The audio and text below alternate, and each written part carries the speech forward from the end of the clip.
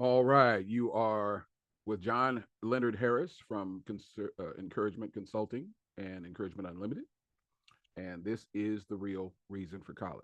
This is an opportunity for you to hear from me about the things that you need to know when you get to the college campus. I'm excited about the opportunity to share this information with you, and I look forward to hearing from you afterwards about the impact that this information has had on you. And of course, when you get to college, what it means and what it would have meant to you to have experienced what you're going to experience right now. And so, with that said, I'm going to share the screen here and get this started, get this floating deal out of the way here. All right, there we go. The real reason for college. Let me give you a bit of the foundation for why I thought this was a program that was worth sharing. Of course, I was a college student at the University of Missouri some years ago, and I struggled in a number of ways, and a lot of those ways were my own fault. I can be honest about that now. And I learned a lot of things that helped me when I became an administrator at the University of Nebraska so many years later. I also worked at Dartmouth College in instructional media, at Florissant Valley Community College as a speech instructor, at the University of Nebraska Omaha in student activities, and at the University of Nebraska in the student affairs area as a special assistant to the vice chancellor for student affairs. And so all of those experiences have come together with a lot of lessons and a lot of ups and downs, either from me or from other students, that I can share with you in a program I'm calling today The Real Reason for College. And so, with that said, I'm going to launch right into the slides here and get you started with some of the information that I think will be important and pertinent for you as we go along here. And so, the first question really is, what is college all about? And so, what you should know is that college, for many years, even in its beginning, was not something that everybody had the opportunity to do. It was primarily for the elite, and they would go off to college, and it would be a status thing. And someone could say that my son or daughter, my son particularly, was at Harvard, or where he was at Yale, or he was at Princeton, and so forth. And then as there were women's colleges that developed, and even if you go back into the post-slavery era, there were historically black colleges in the 1860s and 70s and 80s that began to arise to help uplift people from the situation that they were in through education to advance in their lives. And so a young man or a woman would go off to Tuskegee, or they would go off to Fisk, or they would go off to North Carolina A&T, or any of the schools that were created during that time. And the idea was to go out, get the information, come back, and uplift your community. And so it was a different track than the elite perspective that you found on the northeastern shore, and so forth. And so, with that said, there were two primary focuses for college. One was to develop intellectually, and that was the idea. How do I how do I get send this person off to get more information that would help us, or to help him or her to be smarter, to be wiser, to be more intellectually sound, and then of course to mature socially, to have the kind of experiences that would help this person also to be a better person when they returned to us through the confluence of ideas and experiences and so forth and interactions. And so these two purposes were primary. uh, there was a little formula that I've created that I think might speak to this in this moment. Student plus experiences equal education. So it's not just about what you learned in a book. It wasn't just about what the professor said. It was about the experiences that you had in the total of the college experience, the university experience. And so that is the not the formula per se, because there's really no formula, but this is the equation that I put together, because as a student you want to have And college offers you any number of experiences, and I'll talk to you about that here in a moment. But it all leads to education, and education is not just book learning; it is the opportunity to learn from any number of experiences and opportunities that you will have on a college campus somewhere. And with that said, so what will college offer you? Well, first of all, it will offer you opportunities. And I do mean many opportunities. And those opportunities will help you to succeed. Those opportunities will cause you to fail. Those opportunities will help you to grow. And those opportunities will help you to discover. And so, all of those things, and there are more things, but these are the four that I want to reference here in a moment. Uh, Opportunities to succeed. Well, you'll get plenty of that through your classwork and tests and so forth. Opportunities to fail. Well, those will come down to the decisions that you make, and the challenge of being a good decision maker from time to time as it relates to the opportunities that you have the full um, you have a full opportunity to take advantage of. And so, if you don't take advantage of the opportunities that are presented to you, then you will fail potentially. The opportunities to grow. And again, that goes back not just to learning what you're going to learn in the classroom, but what you're going to learn with interactions and experiences with people and different situations that you encounter. And then the opportunity to discover. Discover what? Well, discover a lot about yourself. Discover, and so many students come to college or get to the college campus just kind of unaware of who they are and what they want to be and what they want to do, and that's challenging because you want to get to college, knowing more of what you want to do, and that helps you when you are more clear about what that is. But it is a place of discovery, and again, those discoveries can be positive things. Those discoveries can be not so positive, but we want to make sure that we are on the plus side of those discoveries.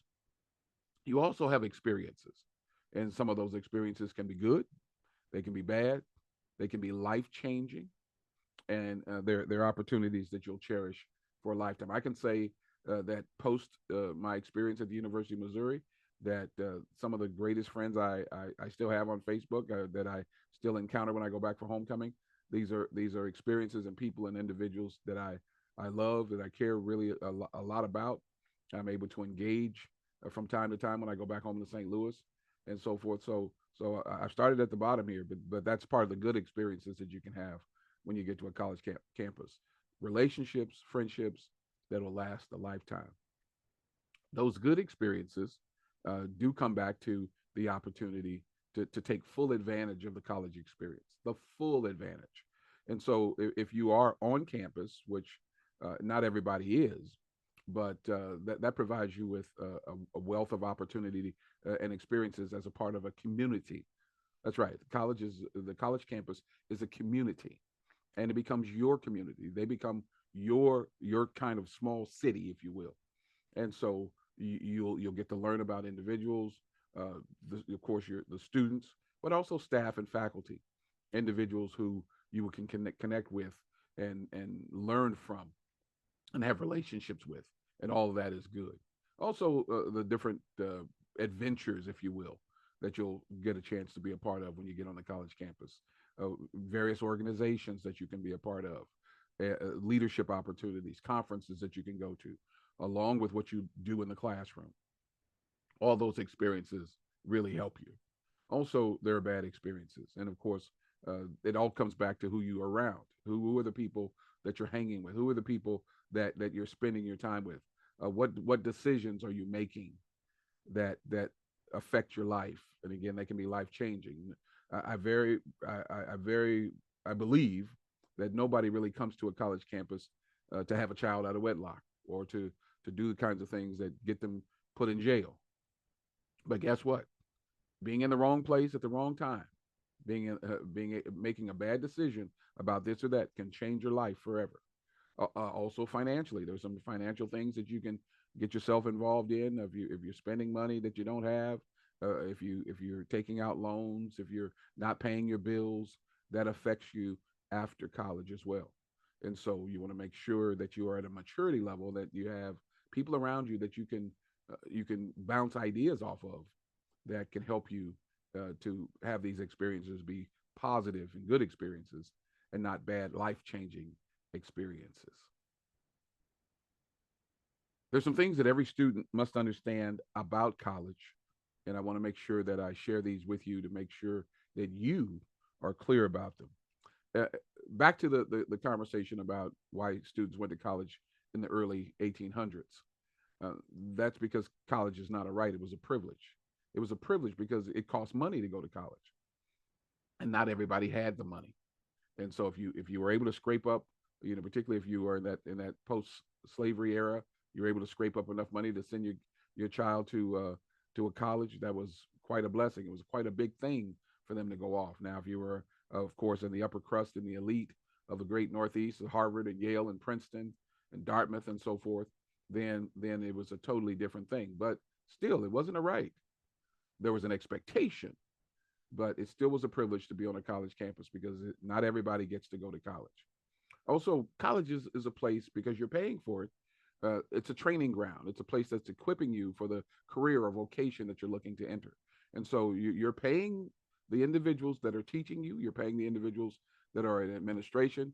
It's your money that drives oftentimes much of the college campus and the student fees and so forth. Now, of course, many institutions like we have in Nebraska, like I attended in Missouri, these are research institutions, so they get grants and they get state funds and so on and so forth.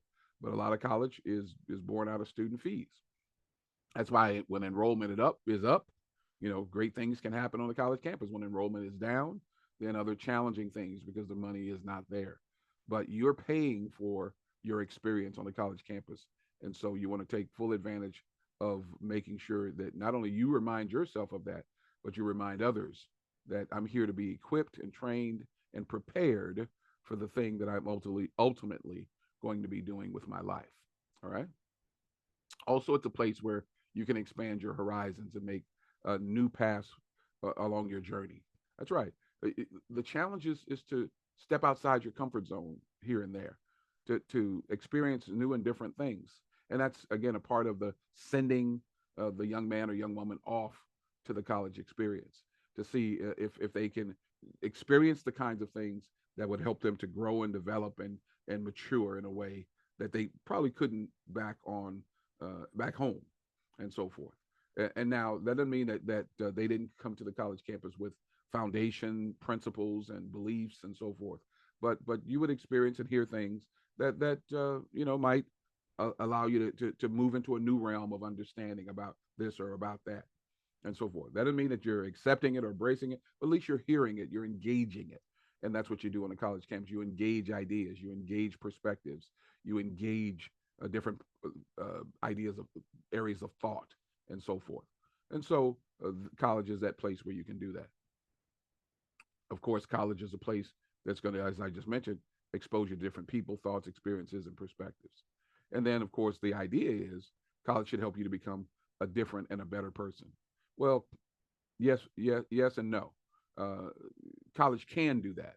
Again, if you are mindful of what the college experience can provide, you can come back home as you definitely going to come back different because again, all the other influences that impact you will shape that. But as a better person, that comes back to the people you're around, the things that you're influenced by in a positive way, and so forth. And so you can come back and people will be excited about the individual that you have become. Now, the flip side of that is that you can ascribe or subscribe to some different thinking that's contrary to what you left home with, and that begins to challenge some of the value system and some of the ideas that your parents gave you or whomever raised you, and that could create some consternation, some conflict. But hopefully, college creates in you a hunger, a thirst, a zest, a zeal for life, an idea of inquiry, or where you ask questions and so forth. And as you come back as a person ready to uplift and advance the place where you left as a better person. Making sure that college works for you. And how do you do that? Well, it starts with you. It starts with taking an honest look at who you are, where you're going, and what you ultimately want to be. And so, because you're paying for college, you're mindful of the fact that you don't want to waste time, and you don't want to waste money. That's right. And so many students come to college and the first question is always, so what do you want to be? What do you want to do? And the answer is, well, I don't really know. Well, that's akin to Alice in Wonderland, where she's going down the road and she sees the cat and says, "So can you tell me which way to go?" And the cat says, "Which way do you want to go?" And Alice says, "What I don't rightly know." Which ultimately the response is then it doesn't matter which way you go. So the moral of the story is if you don't know which way you want to go, it doesn't matter what road you take.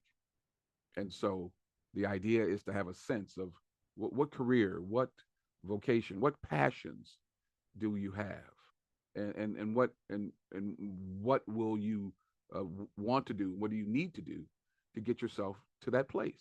So if you want to be a teacher, then that's the path you're on. If you want to be an engineer, if you want to be a scientist, if you want to be an actor, if you want to be whatever it is you want to be, the opportunity is there. And so if you don't know what that is, then it's likely that you'll be taking class after class, you'll switch majors, you'll really be wasting time in some ways, and definitely wasting money. And so as clear as you can be about who you are, where you're going, and what you want to be, the better for you. It goes back to thinking about the things that really you really care about in your life, the things that are your passions. And so many students get to college and they kind of go around, spending money, taking classes, and so forth, and never really honing in on the thing that they really care about. I had a student one time who was really loved art, but she spent most of her time in business classes and ultimately got a business degree. And so when I contacted her and got in touch with her so many years later to ask her about what she was doing art. That's right. She was doing art because that's the thing she really cared about. She toiled and was frustrated in the business college and got her degree ultimately, which was the thing she wanted to do. But she wasn't living her best life because she wasn't doing the thing she really cared about. And so some would say, well, Mr. Harris, you can't make any money doing art. Sure, you can. Sure, you can. Matter of fact, you can take that business degree and that passion for art, put them both together, and really have some success. All right. And so think about what you care about and then move in that direction. Ask the people you know best what they think. Sometimes people can see things in you that you cannot see in yourself. I know for a fact that leadership was something that a lot of people saw in me that I didn't see in myself. And college presented the opportunity for me to be a leader on a number of different fronts. And so it's helpful to get wise counsel, to ask the people that you trust and who know you about what do they think about the direction you're headed, and hopefully that can save you some decisions, some bad decisions, or some trouble, or again, not cause you to waste the time and money that you would if you didn't know which direction you wanted to go. Uh, the other challenge is to pursue knowledge in all forms. Learn something new every day. Be a person who is a lifelong learner. That's right. And so it's not just enough just to say, okay, I went to class, I learned this, I learned that, now moving on. No, be ready and willing to learn something new, whether it's about the different people groups, about the different careers, about the different individuals that you'll encounter on the campus, the different causes that you'll face, on and on and on. Opening yourself up to the possibilities. Now, again, you'll come to college with some foundational beliefs. You'll come to college with some things that you hold dear. There's nothing wrong with that. But again, the challenge of learning, at least learning, not of getting information and knowledge, never any problem with that, and so forth. So be ready and open to learning something new every day. And no matter what, keep moving forward. Do not be detoured, and never let that deter you. That's right. That doesn't mean that you won't have different paths to go, because you will. You'll have different paths to go. And there may be a little bump in the road here and there, but don't let that knock you off track. It might be a detour, but don't let it deter you. Don't let it stop you from your ultimate goal. And that means that you have an ultimate goal. That means you have a direction you want to go. That means you have embraced the truth about what the path is. And then you're on that path. And so for college to work for you, you have to have these things in mind and make sure that you're not afraid to challenge yourself. Challenge yourself. We are creatures of comfort. And oftentimes that's what you want to do on a college campus. You want to find your little niche. You want to find your good friends. You want to find just the thing that makes you feel. And there's nothing wrong with that initially. But the opportunity to challenge yourself, the challenge to step out of your comfort zone, is an opportunity that you'll have from time to time. And don't be afraid to challenge self. All right. So it begs the question, friend, why are you really here? Why are you really here? Not just on the earth, but why are you here on the college campus? So it speaks to your plan. Is it to be the next great party animal on college campus? Is it to drop out and ponder what's next? Or is it to go all the way, and have that great, exhilarating experience of walking across that stage, getting that diploma, that degree, rather, and having everybody cheer for you as you move on to the next thing? So, what's your plan?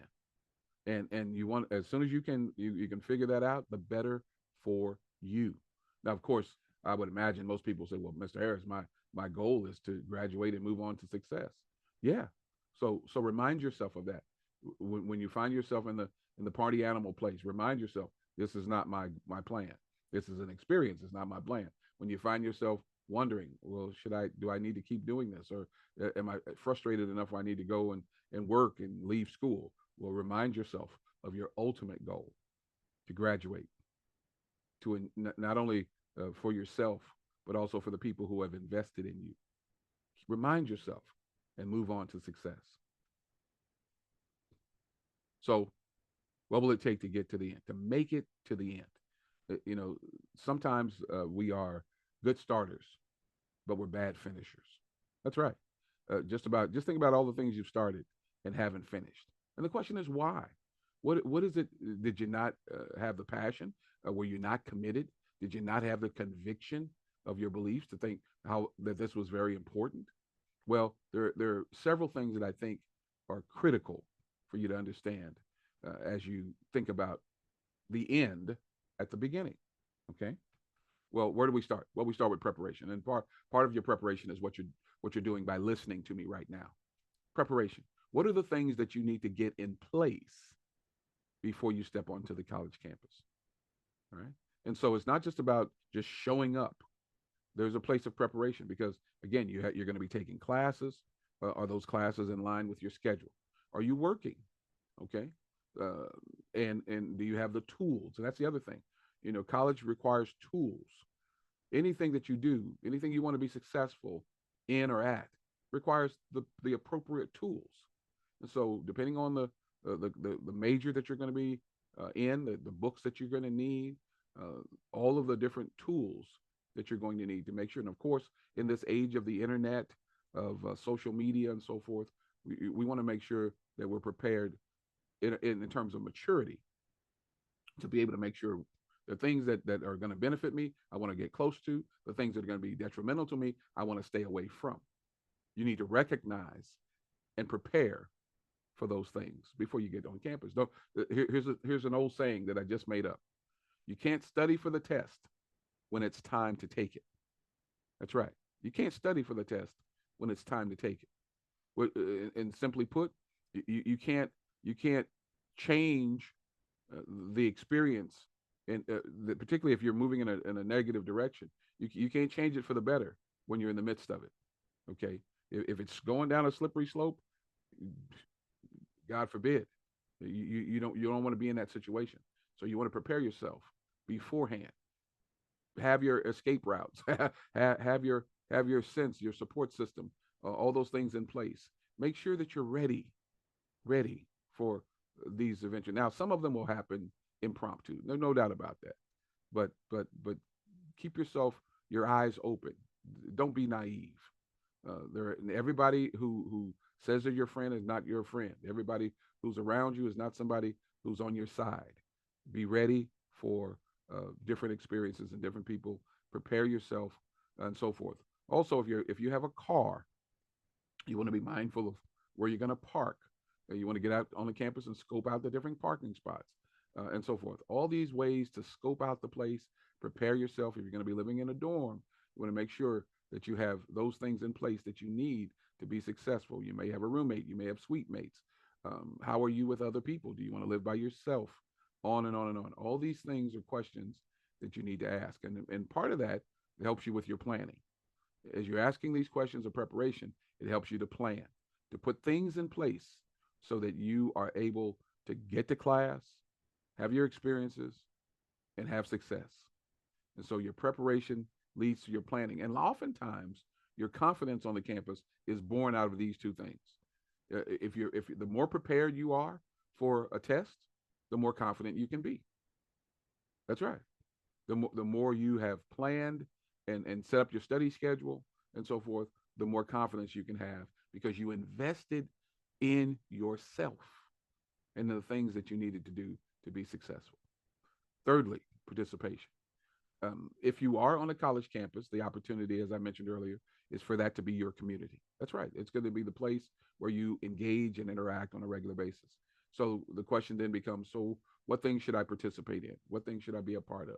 What organizations should I connect with? What people should I connect with? All these things help you. And again, if you're going to be working on campus, whether it be in the rec center, the administration building, in multicultural affairs, student affairs, the DI area, whatever area, if you have an organization, a sports club, you like climbing mountains, going outside, adventures, and so forth, there are plenty of things that you can be a part of and participate in.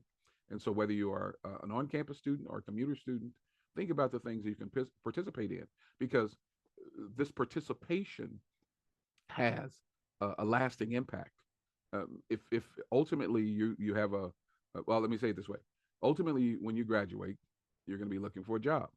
Now, because of your participations in the various organizations and things you've been a part of, you may have people who can be references for you. That's right. It could be the club advisor, it could be a faculty member, it could be a staff person on the university campus. And so these individuals can speak well of you when you have the opportunity to provide references for your jobs. And you will need references up to six, but you'll need three personal and three professional. So does this person know how you work? Have you been punctual? Do they know how you lead? Do they know how you work as a team member with others? And so your participation in various organizations may well be helpful for you later in your college experience, later after your college experience, because of the relationships you have created and so forth. So participation is critical. Also, patience. Uh, Patience is with yourself, patience with the whole college experience. And this is a work that's an inner work of patience. Everything doesn't happen in this microwave age. Everything doesn't happen boom, boom, boom right now. Sometimes there's an opportunity to be patient and a necessity to be patient with the process. Everything is not a quick fix, and you need to be patient. You may not be doing everything as swiftly as you think you should. Things may not be happening for you as quickly as they should, and so you need to learn patience, and it's a critical quality that you'll need in the college experience. Also, and lastly, perseverance. That's right. Times may get tough. You may get frustrated. You may start to doubt yourself.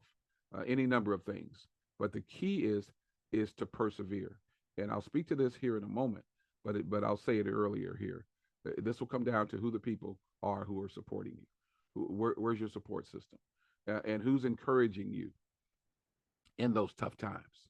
I used to have an opportunity on a regular basis to be a sounding board for students, just to sit and listen to what they had to say. And I'm telling you, I can tell you now, it was something that was helpful for them, and it was necessary for me to be in a position as a staff member to say, listen, hang in there. It's going to be okay. You're going to make it, and so forth. And so students needed that, and you're going to need it as well. And to that degree, it'll be helpful for you as a part of your preparation and planning and participation is to find somebody on campus in an office with me, student affairs or somewhere, that can be a person on campus that you can talk to on a regular basis.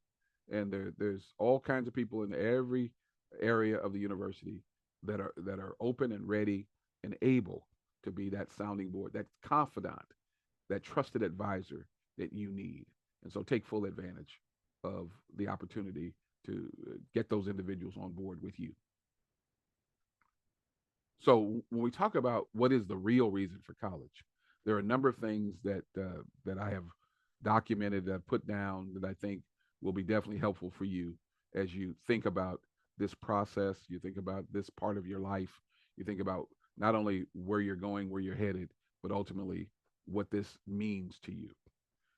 And so the real reason for college I've written here is to help each student learn not only how to work in the world, because people say, well, I'm going to college to get a better job. I'm going to college to get a better job in terms of money, to get more money, because a college degree will lend itself to a better economic situation.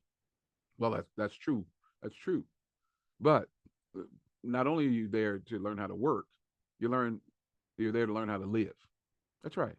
How to interact, how to engage, how to um, disagree, how to have situations where you are able to process thoughts and perspectives, particularly those that are juxtaposed to your own.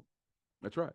And so, as you think about that, you're there to learn how to live in the world, how to participate in a community, how to be mindful of rules and regulations, of authority, and so forth, how to lead, how to follow, on and on and on. So all these things happen while you're in college, and you can learn these things as you are open to these opportunities and experiences, as I've mentioned earlier. So, key questions you got to ask yourself: do I know who I am? Am I mature enough to make good, tough decisions, to hold off temptations? You need to know this about yourself. You need to know yourself and know who you are as a person on a college campus.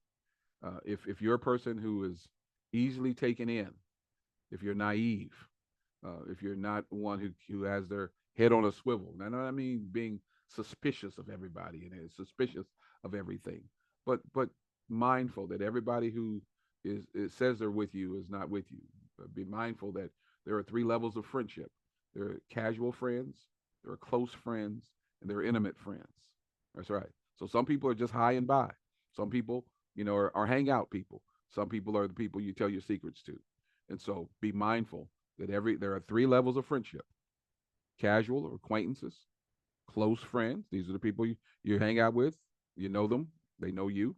But there are people who know you even better. These are the intimate friends.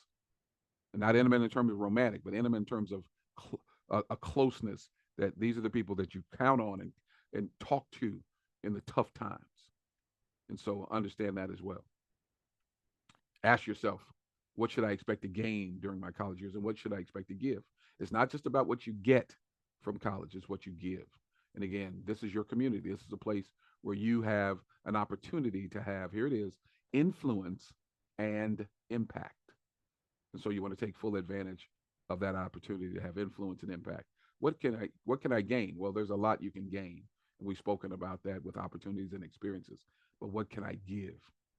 And there's a lot you can give. You have gifts, you have talents, you have skills, you have abilities.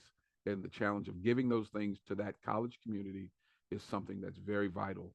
And I trust that you'll be mindful to do that as you matriculate on the campus. All right. And so you want to take full advantage of the opportunity to do that. Who's in my support system? Who can I talk to with my troubles and challenges when I need some money in relationships? I knew I know from my experiences in college, boy, it's tough when you don't have your people around, the people who care about you most when they're hours away. Now, of course, nowadays it's so much easier to have those people on Facebook, FaceTime, and WhatsApp, and all these other kinds of things where you can get to them. But you need to know who your support system is, and be ready to use them when trouble comes. Oftentimes on the college campus, you'll have the opportunity to, because as a student, you are considered an adult. And I'll talk about this in a moment.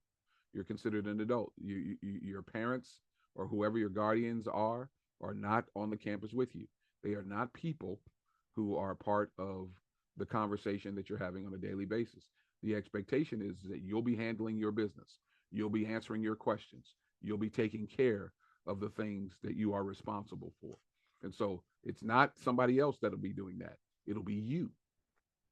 And the expectation is that you can handle it, is that you know what to do. And so when you don't know what to do, then it's incumbent on you to say, "Hey, listen, let me talk to this person. Don't sign anything. Don't put your name down on anything until you have spoken to somebody you trust and who knows what's really going on." All right. Sometimes you have boyfriend girlfriend issues. All right. You break up, you make up, you break up, you make up. You go round and round. You have the merry-go-round, the roller coaster of emotions, and so forth. So who do you talk to? I can tell you full well, I had that situation. It frustrated me.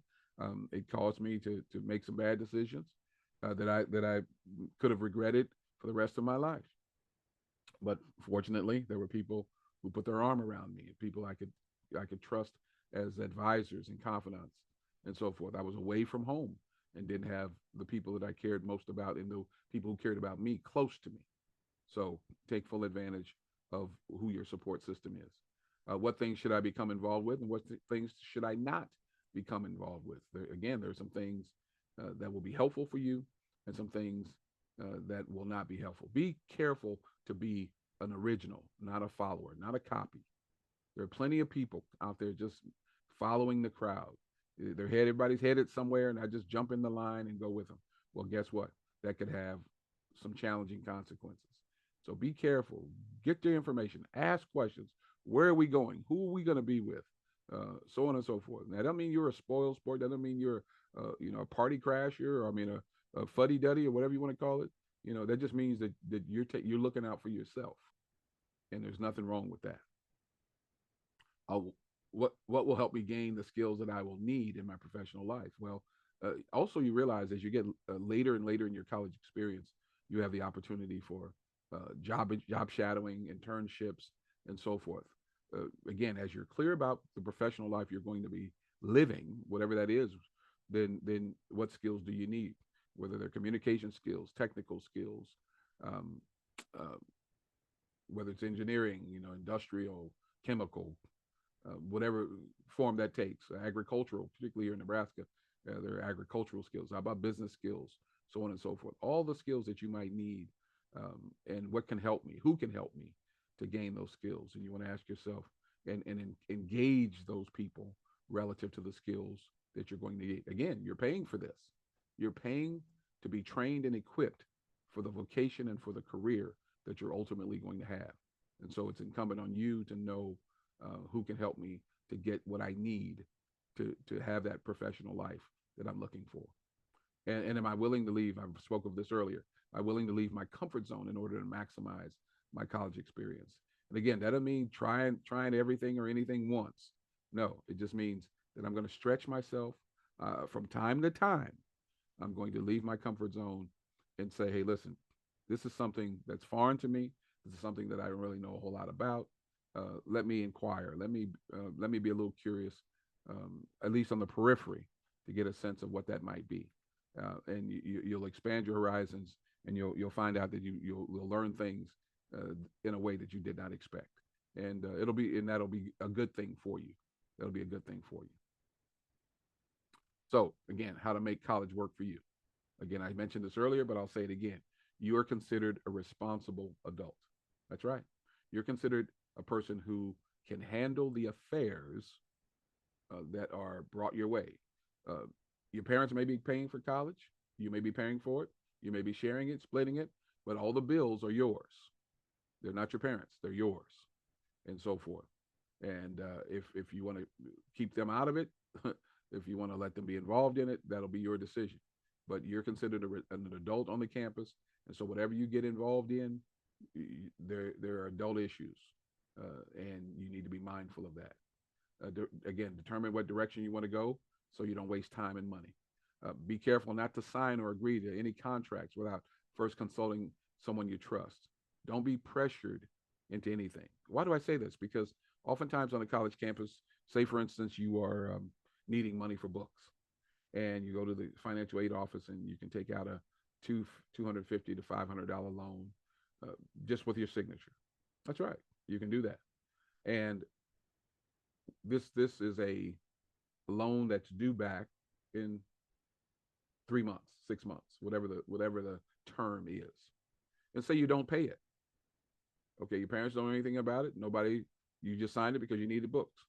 And not only did you need books, you took it out and you bought your books, but you bought yourself a new sweatshirt. You bought yourself some other things with the money, and you don't pay it back after 30 days. Okay, that's a marker. You don't pay it back after 60 days. Another check. Then you don't pay it after 90 days. Now we have a problem because now they put a hold on your registration. And now you cannot register for the next semester because you have not paid back the 250 or $500 or whatever it is you borrowed. That's right. That's how life works. And so now you cannot register for classes. And now your parents or whomever must know because you're going to need this money to stay in college. You're going to need to pay off this debt with interest before you can register for classes for the next semester.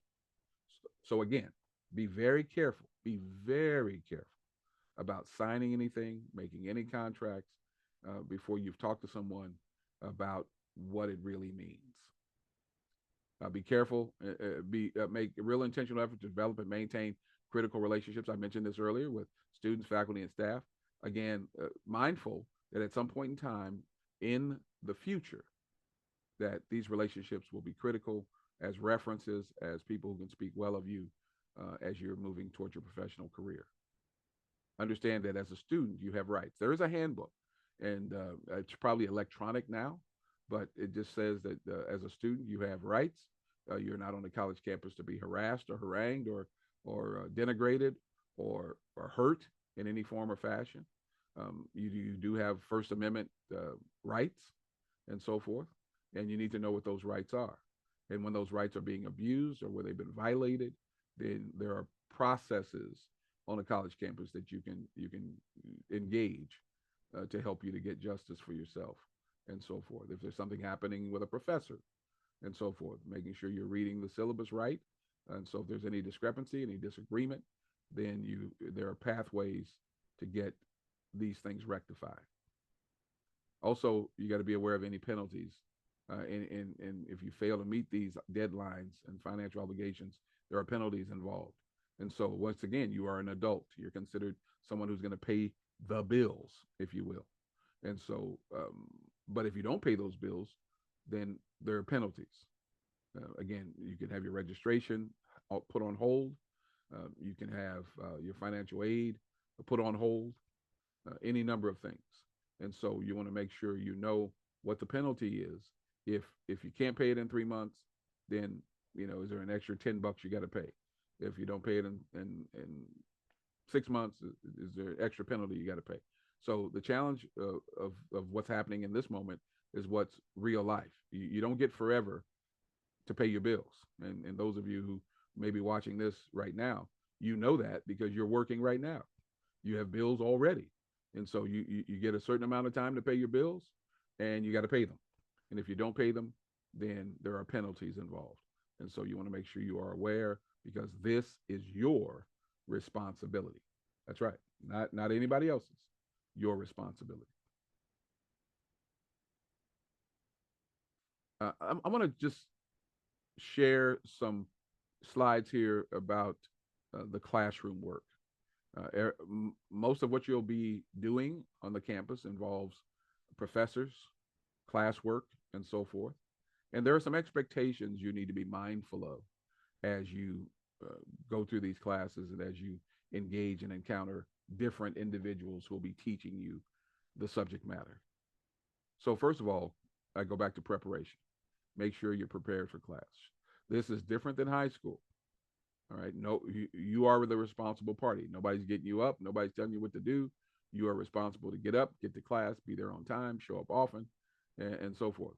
Matter of fact, if you look at the syllabus, the guidelines for the class, if you miss too many classes, then that drops your grade a level. So say you had an A and you missed 4 classes. Now that A becomes a B. That B becomes a C. And you get the picture.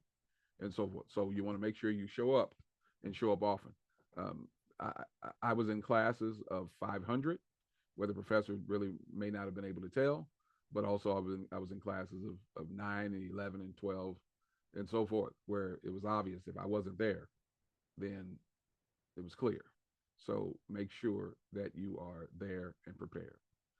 Make sure you're doing your own work, read your work, and so forth. So there are some professors like I was when I was instructing classes that are sticklers for grammar, spelling, all those kinds of things.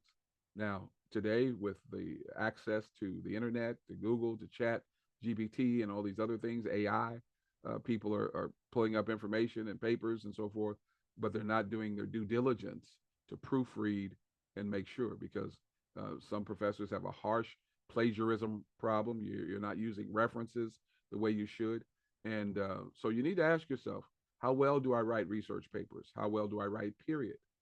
I know high school may not have challenged you the way that you needed to be, but now it's time. And so you need to prepare yourself for the fact that you only have a few days to do a 10-page paper, a 15-page paper, with research, with footnotes, with all the things that you need in the paper, and so forth. So you need to ask yourself, am I prepared for this? Am I ready for this? Make sure you're doing your own work. Now, that doesn't mean that people can't help you, but again, you don't want to copy off anybody's paper. You want to make sure you are that all your stuff is original. Is original. Make sure you got a firm grip on the English language. One of my classes, my students gave me my first exam, gave me back the first test that I gave them exam, and some had written in texting language, B/C, and all these kinds of things, and I was just appalled. I was undone. Texting language on a college paper? Are you serious? Well, that's where we are today, and so we want to be mindful that get a firm grip on the English language, write in a way that shows that you understand that there are no shortcuts, no shortcuts. Now, there's also a book I want to just mention here real quick called Smart Brevity.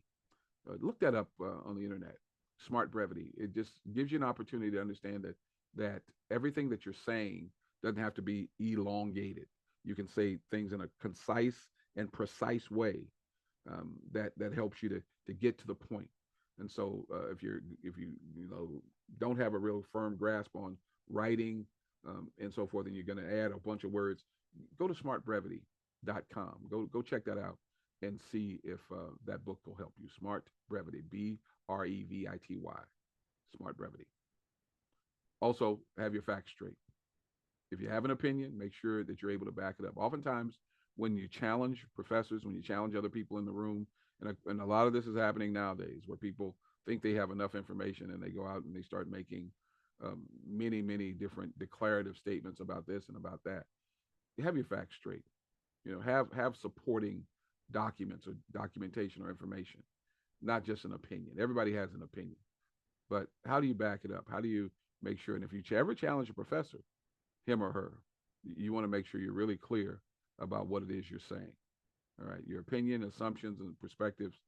Again, if you're sharing it as a perspective, you're sharing it as your opinion. You can say that. Well, in my experience, in my opinion, okay. Well, are you stating a fact? Well, when you're stating a fact, what are you saying? No, no. Is that your opinion or is that a fact? Well, no, that's a fact. Well, how do we know that? Well, I saw it on the internet. Yeah, that makes it a fact. No, don't do that. Make sure you have your facts straight. Make sure you have your support. Make sure you have your information together. Talk with the professor if you're struggling and if there's something you don't understand. This is critical, friend. This is critical. Oftentimes, students struggle in the class and they continue to struggle and they don't let the professor know. The professor is a real person who is responsible for helping you to get where you're trying to go. You're not necessarily paying his or her salary, but you're paying for the class. Okay, well, which may well pay for the salary. I don't know, but so if you're struggling, if you're not understanding, don't sit there confused.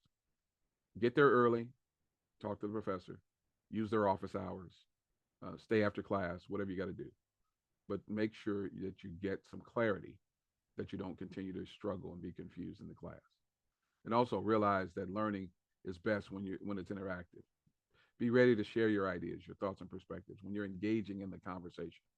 Don't just sit there like a wallflower and just absorb everything, unless that's what you think is best.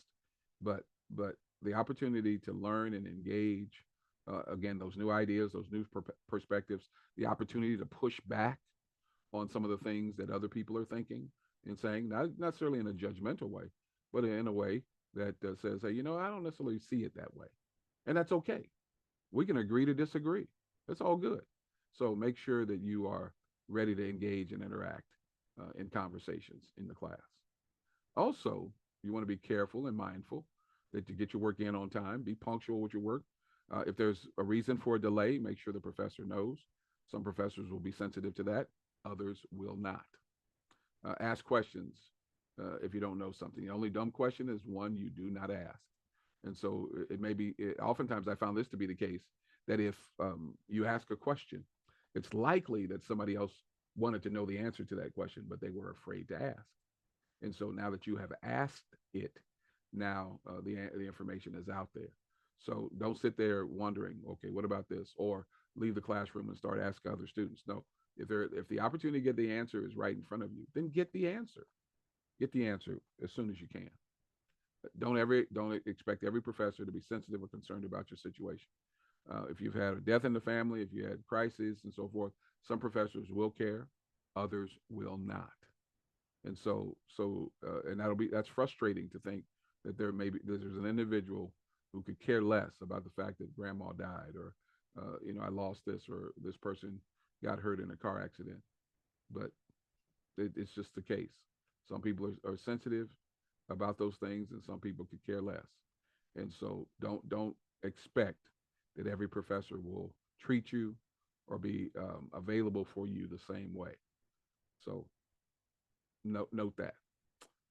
Also, again, as you know about yourself, don't be satisfied with just good enough. And this is a personal thing here, because if I could do just enough to get the grade that I wanted, that's really all I did. But when I got to grad school, I'm talking about undergraduate. But when I got to grad school, I realized I could get a 4.0. I could get the best grade in every class, and that's what I did. I got an A or A plus in every class in grad school, and I could have done that in undergraduate, but I was obviously doing something else. I was on a whole nother track back then.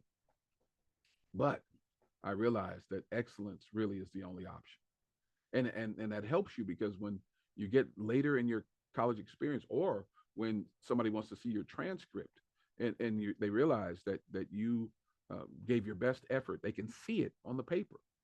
As opposed, and again, if you start slow and build up, yeah, okay, that's okay. But it's oftentimes the case, if you start bad and stay bad, it's hard to get on the upward swing.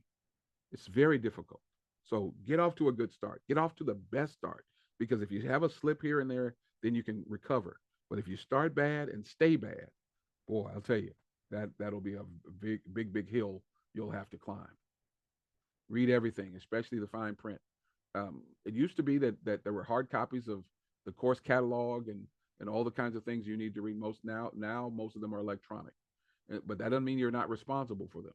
So every opportunity to read the information that's in the course catalog, the syllabus that you'll get from the professor, him or her, you need to read everything. Read about attendance, read about the points that you're going to get, read about how you get a grade, read about the way they want the papers to be.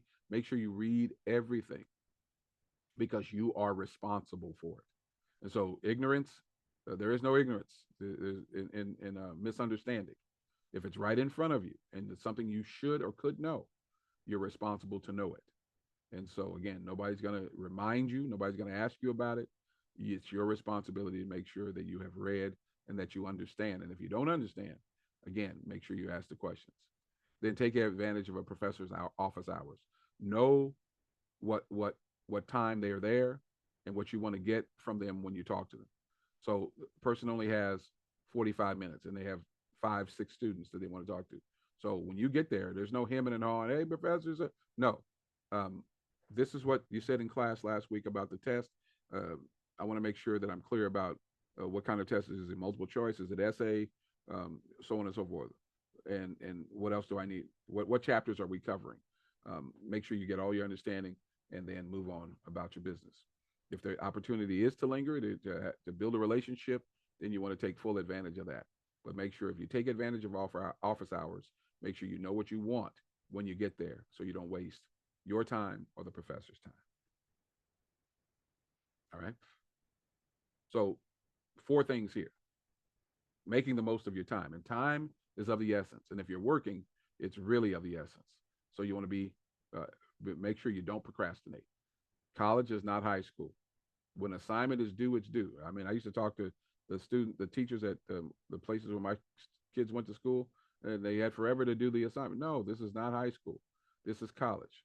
So if you delay, if you put things off, it only hurts you. So don't procrastinate. Get on top of it. Prepare and plan. Get it done. Pace yourself. Pick your spots. Pick and choose your involvements wisely. So don't get yourself overburdened and overwhelmed by participating in things where you can't take care of your business. So you can't do everything, and you shouldn't try. But pace yourself and make sure that over the course of the 4 or whatever years you're in college, that you are moving at a pace that's in line with your goals, and so forth. Also, make time for yourself. Again, it can be overwhelming if you have a heavy course load and you involve yourself in too many things. Sometimes it's okay to step back, pace yourself, have some self care, step away. And so um, you want to make sure that you're not overwhelming yourself. And it can happen. It can happen. So make time for yourself, take time to step away. And if you don't do this, no one will do it for you. Okay? No one will do it for you. Make sure you take care of yourself. And lastly, learn to say no. That's right. Well, I'll tell you, this may well be the most important part of this lesson, this session here, is saying no. This is the best advice that anyone will ever give you, because you cannot be involved in everything. You can't do everything. And if you try, you're going to get overwhelmed, frustrated, burnt out, on and on and on. So learn to say no. And say you got a test on Monday, and it's the weekend, and they want you to go and hang out. They want you to leave town, go from this place to that place. And, there may be a time you have the opportunity to do it. But if you're in a crisis, you're in a crunch, and going to this place won't give you the time when you get back to do the thing you need to do, the answer is emphatically no. Enough said about that. So when you think about the experience, think about a personal action plan. So you've heard what I've said here today. So what will you start doing differently? What will you stop doing? What will you continue to do? And as you think about each of these items, what first step will you take? So you need to think about that. You've heard a lot. What will you start doing now? How about your preparation, your planning? How about the questions you need to ask yourself? How about your understanding of what professors expect? How about what will you stop doing? Well, how about procrastinating? How about expecting other people to do things that I should do for myself? On and on. What will you continue to do? Well, you'll continue to hold fast to a value system of hard work, of diligence, of punctuality, and so forth. So have your own personal action plan. Make sure that you have it solidified in your own mind, what you're going to do and what you're not going to do, what you're going to start doing, and so on and so forth. And then do it. Do it. That'll help you to have success in the college experience. And so if we were all together, we'd be answering questions right now. But I'm going to stop the share. All right. And get back to the screen. So I've shared a lot with you in this few minutes. It's been a good time so far. It's been about an hour. And I just want to make sure that you know that college can be the best. It can be the best experience you've ever had. And I can tell you, my undergraduate years were great. Um, they were challenging, but I'm here to tell you, it was some of the best years of my life. Um, and now have shaped me as the professional I am today. I'm still involved and engaged with the individuals. Matter of fact, one of them contacted me just this morning about a computer issue they're having, a printer issue, and so forth. So I'm always engaged with my college chums, and will probably be engaged with them until I die. Um, but I'm enjoying that fellowship now because that we shared life together. We shared a lot of life together in organizations, on the campus, doing sports programs in our organization. It just on and on. And we continue to share life in at homecoming and with various events today. But as a person headed to college, the opportunity to grow and mature, to develop intellectually, to mature socially, to have experiences, to take advantage of opportunities, to learn from people, to get people as references, and as relationships moving forward is all right in front of you. Know who you are, know what you want, understand that this is not a right, it's a privilege, and you can get the best out of it if you're ready. And I think, and I trust that what you've done here today with listening to the real reason for college is has take helped you take a step toward being more prepared than you would have been otherwise. All right. This is John Leonard Harris of Encouragement Unlimited, Encouragement Consulting, thanking you for listening to the real reason for college. If you ever want to get in touch with me, johnharris.coaching@gmail.com. johnharris.coaching@gmail.com. And of course, you always can go on our website, encouragementunlimited.org/consulting to be in touch. All right. Thank you for your time and have a great time in college.